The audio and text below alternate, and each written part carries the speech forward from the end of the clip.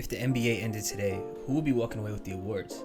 Each year, the NBA's awards have been highly contested, especially recently, and I don't think that's going to change at all this year. Coming out the gate, all of the stars, young budding stars, and six men have all been coming out the gate really hot, and I think all of these awards can be really highly contested. But only one man can win. So if the NBA season ended today, who would be getting the awards? What's goody?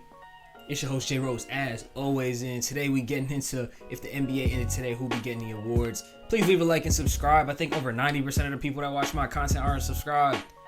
Crazy, but let's get into this video. If y'all know me, y'all know that we're not starting with MVP. It's not gonna be last, but it's not gonna be first. So let's get into this list, and we're gonna start off with the Defensive Player of the Year award. And this award, there's a lot of candidates this year. There's guys like Evan Mobley, there's guys like Rudy Gobert, all having amazing defensive seasons. But honestly, I'm going to give it to Anthony Davis. And coming into this year, I thought Anthony Davis was really going to be in the running for MVP coming out the gate. Of course, if you know AD, you know his prowess on defense. You know how much his defense means to the Los Angeles Lakers. And out the gate, even when his offense hasn't been there, his defense most definitely has. And he's anchored that Lakers defense. And even though their defense has been up and down, he's been a very, very bright spot and on a team that otherwise has been struggling out the gate. So honestly, AD does deserve the award. He's top in counting stats in blocks and steals right now. As an accumulation, like the totals, he's up there. But for my runner-up, I really wanted to bring this guy up. I probably should have done the runner-up first, right? We're gonna do the runner-up first from now on. But I really wanted to bring this guy up because I feel like he's not on many people's radar, and because he is a rookie, he's not gonna be taken as seriously as some of these other candidates. That player is Ausar Thompson. And if you don't know about Ausar Thompson, you got to get in tune, man. Ausar Thompson is an absolute monster. He's really a beast on defense, and I would not expect any rookie to come out looking like this. He's averaging 1.2 steals and 1.8 blocks as a small forward on the Detroit Pistons, and that's honestly just amazing to me that you can come out the gate and be such an effective defender. I'd say that he's pretty raw on offense. He doesn't have the best three-point shot at all. His jump shot is kind of broken, if I'm being honest. But he can definitely get out on the open floor. He's very athletic. That athleticism helps him play defense. And, man, I feel like a lot more people should be paying attention to Ausar Thompson. Next up, this is going to make a lot of people mad. But I'm going to say that the Rookie of the Year is not going to Victor Wembanyama. He's my runner-up. And don't get me wrong, Wemby has had an amazing start to this year. Wembanyama has been honestly awesome. He's been a good player. We've seen some big performances from him. We've seen the good defensive performances. We've seen some monster offensive performances. But as a whole, he has not been the best rookie this year. He hasn't. I feel like the hype train has really carried him a lot and taken away a lot of the pressure for him to be as good as he should be, or as good as some of the expectations were. And in my opinion, he just hasn't been the best rookie so far. And obviously the season is only 3 weeks in. So don't overreact too much. I'm sure that Vic will have a great season, and I'm sure that over time Vic will be the better player. But my Rookie of the Year is Chet Holmgren. Chet is averaging stats like very, very, very close to Wembanyama's on way better efficiency in almost every single category. So I'm not sure how you can look at these two guys and pick Wembanyama when Chet is literally doing the same thing on better efficiency. I can't really ration that, especially when Chet's defense also has looked very, very good. Not to say Wemby's hasn't. He's not going to get the opportunity to get as many counting stats because he's, 7'5". Nobody driving in on Wembanyama. I'm not going to lie. Nobody's trying to do that.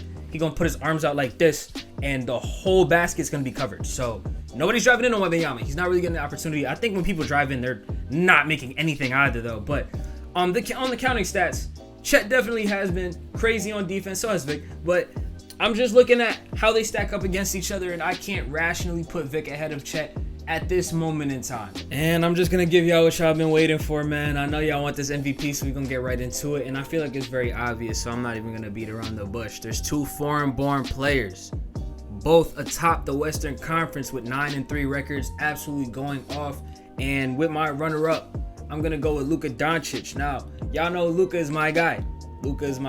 But I just can't give him that one spot, unfortunately, even though he's having such a monster start to the year, averaging 30 points 8 assists and 8 rebounds. This is routine for Luka, and the Mavs are winning right now. So within this situation, you would expect Luka to definitely be the number one option. But when you turn around and you look at Nikola Jokic and what he's doing, it's like, man, it's tough. It's really tough. He might end up getting his third MVP this year. Seriously. He's averaging 30, 14, and 11. How? My boy averaging a trip-dub right now. Like, he's actually averaging a 30-point triple-double right now as a center, and I think that's absolutely insane. Jamal Murray has been out for quite some time, and he's going to continue to be out for the foreseeable future. It's not a super major injury. I think he has a thigh bruise or something with his thigh.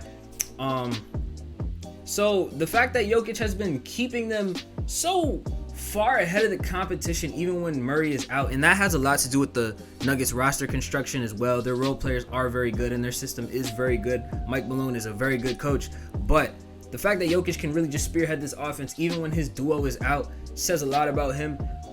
I do want to talk a little bit more about Luka because nobody expected the Mavs to be this good out the gate. I didn't even expect the Mavs to be this good out the gate. Luka and Kyrie are meshing real well. Having the Mavs with the top seed should help Luka get a lot more votes, and I feel like it will be a close race if it continues to go in this fashion. But as it stands right now, I'm giving my pick to Jokic. Brand new award just added last year, the Clutch Player of the Year award. My runner-up, once again, is going to be my favorite player, Luka Doncic. And man, Luka has been super clutch this year. The Mavericks are 6-0 in clutch games. He's averaging 4.2 points in what's considered the clutch on NBA.com. He's hit a couple of daggers. He's hit a game winner that was absolutely insane. Like, y'all remember that? Absolutely insane game winner. He just tossed it up and that shit just banked right in. Luka is actually a madman. He's crazy. But he is the runner-up. My Clutch Player of the Year award is going to Damian Lillard, who's averaging 8 points in the clutch. But what else do we expect from Dame time? He's like that. Dame also has his fair share of daggers and game winners so far. The fact that they're 6-0 in clutch games with Dame is very impressive, especially considering their record is not that great right now. It's not bad, but it could be better. They do have losses on their record, so the fact that all of the close games that they've played, they've won is very promising. So, Damian Lillard is my Clutch Player of the Year. Shout out Dame Time. The Sixth Man of the Year honestly has been a runaway so far. This one award has not been close at all in the slightest. Tim Hardaway Jr. is averaging 20 points on 50, 40, 90 off the bench. I don't really think there's any competing with that right now. So that's my sixth man, just by the way. Like that's by far and wide the sixth man of the year so far. No doubt about it. Especially because the Mavericks are doing well and he's such a key piece. As much as his play style hurts my eyes to watch live sometimes, because this man has never seen a shot he hasn't liked.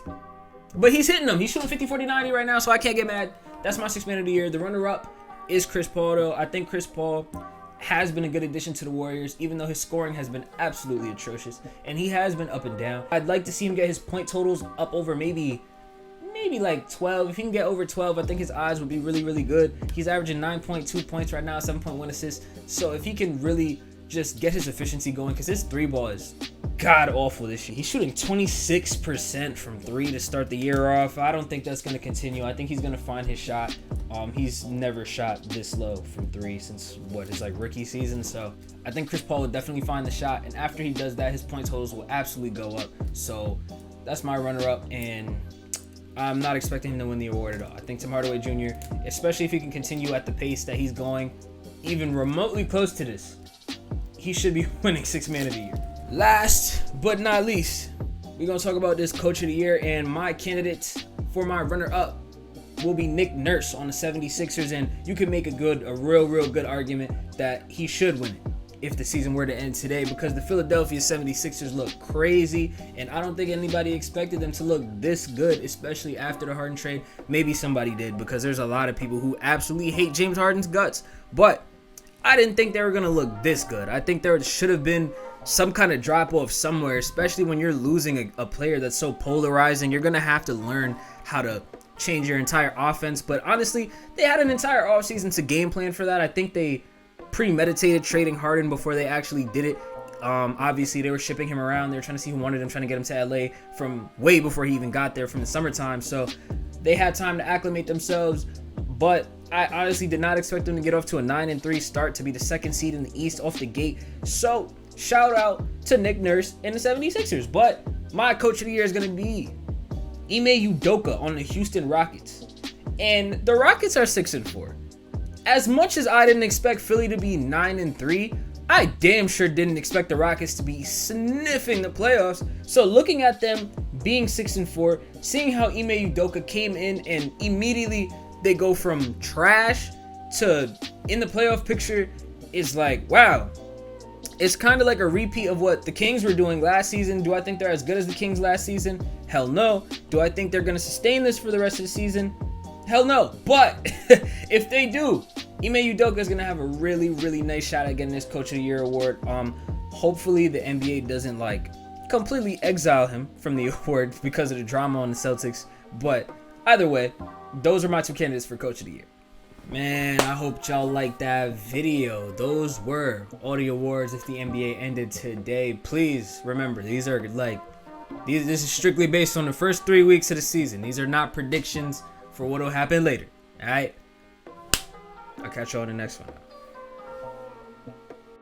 one. Psych, y'all thought we was done. Most disappointing team in the NBA award goes to the Los Angeles Clippers. Y'all suck.